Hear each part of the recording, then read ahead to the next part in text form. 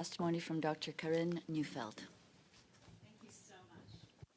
Thank you so much for the opportunity to present before you today. I hope to convince you of my strong urging to delay on the expansion of MAID to mental illness. I am Karin Neufeld. I am a psychiatrist. I have practiced for more than 35 years. I have cared for tens of thousands of patients.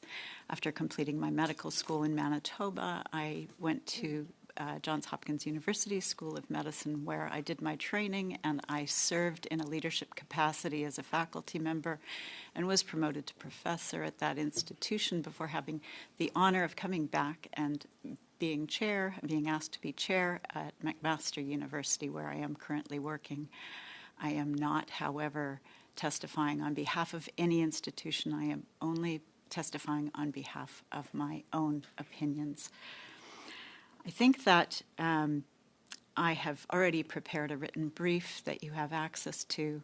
To read it to you probably would be less interesting than to highlight the case that I began to tell you about in my brief and use that as really teaching as to why I am so concerned about this expansion.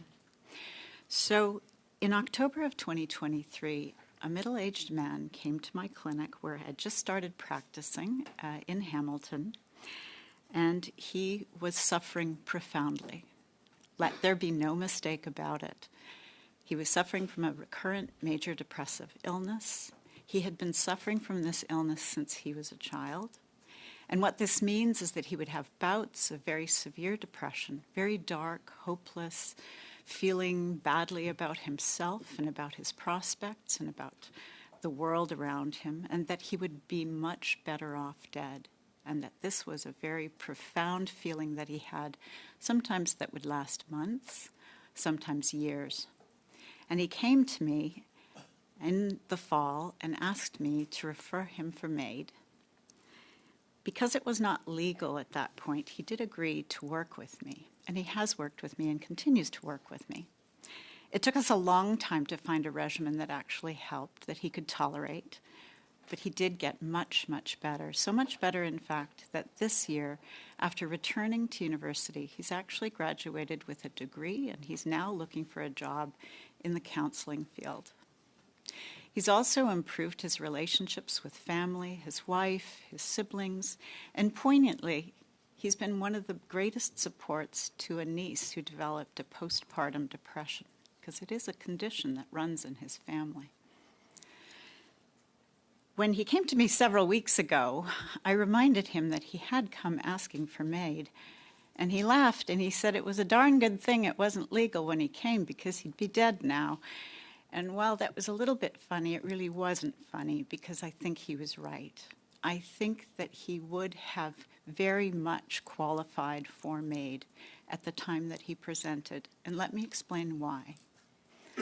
First of all, the way the law stands currently, when a patient comes to request MAID, even though I, as an experienced psychiatrist, may know that there are clinical practice standards that haven't been tried yet, I can't really use that as a basis for not referring him. I must refer him. I'm compelled to refer him.